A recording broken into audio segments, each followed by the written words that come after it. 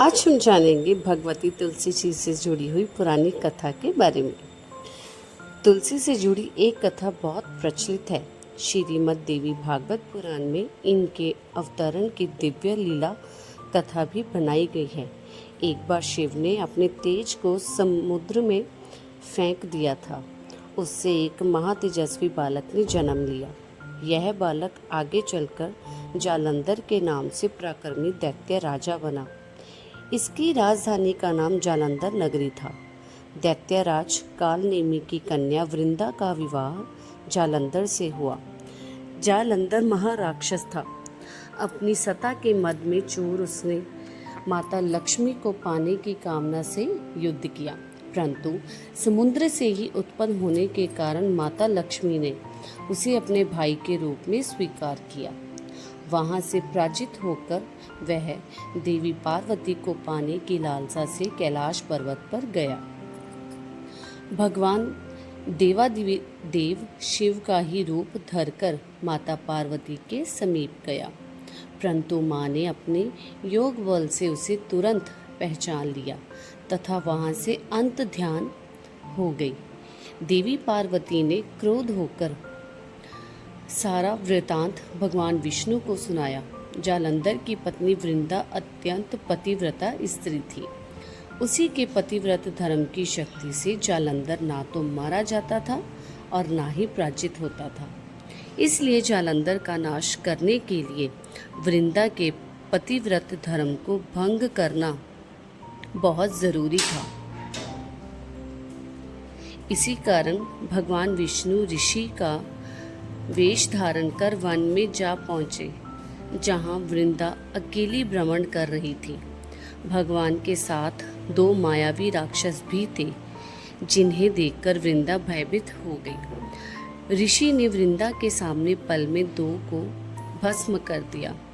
उनकी शक्ति देखकर वृंदा ने कैलाश पर्वत पर महादेव के साथ युद्ध कर रहे अपने पति जालंधर के बारे में पूछा। ऋषि ने अपने माया जाल से दो वानर प्रकट किए। एक वानर के हाथ में जालंधर का सिर था तथा दूसरे के हाथ में धड़।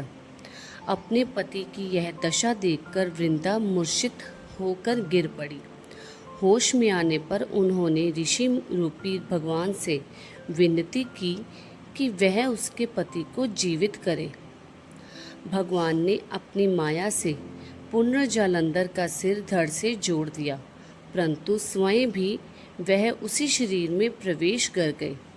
वृंदा को इस छल का जरा भी आभास ना हुआ। जालंधर बने भगवान के साथ वृंदा पतिव्रता का व्यवहार करने लगी, जिससे उसका सतीत्व भंग हो गया।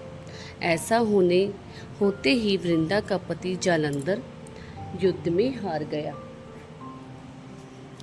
इस सारी लीला का जब वृंदा को पता चला तो उसने क्रुद्ध होकर भगवान विष्णु को शिला होने का श्राप दिया तथा स्वयं सती हो गई। जहाँ वृंदा भस्म हुई वहीं तुलसी का पौधा उगा। भगवान विष्णु ने वृंदा से कहा, हे वृंदा, तुम अपने सतीत्व के कारण मुझे लक्ष्मी से भी अधिक प्रिय हो गई हो। अब तुम तुलसी के रूप में सदा मेरे साथ रहोगी।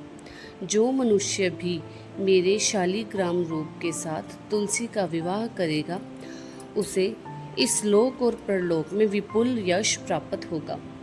जिस घर में तुलसी होती है वहाँ यम के दूत भी असमय नहीं जा सकते। गंगा व नर्मदा के जल में स्नान और तुलसी का पूजन बराबर माना जाता है, चाहे मनुष्य कितना भी पापी क्यों न हो।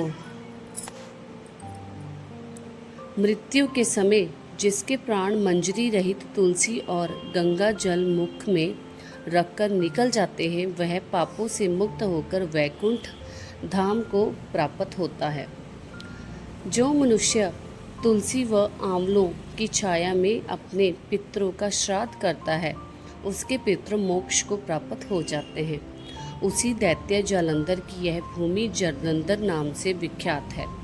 सती वृंदा का मंदिर मोहल्ला कोट किशनचंद में स्थित है। कहते हैं इस स्थान पर एक प्राचीन गुफा थी जो सीधी हरिद्वार तक जाती थी। सच्चे मन से 40 दिन तक सती वृंदा देवी के मंदिर में पूजा करने से सभी मनोरथ पूर्ण होते हैं। तो चलिए, इस प्रकार से थी तुलसी की पुरानी कथा। वीडियो पसंद आई तो वीडियो को लाइक और शेयर ज़रूर कीजिएगा और आने वाली पुरानी कथा को जानने के लिए आपके अपने चैनल अजय पुरानी कथा को सब्सक्राइब ज़रूर कीजिएगा। तब तक के लिए धन्यवाद।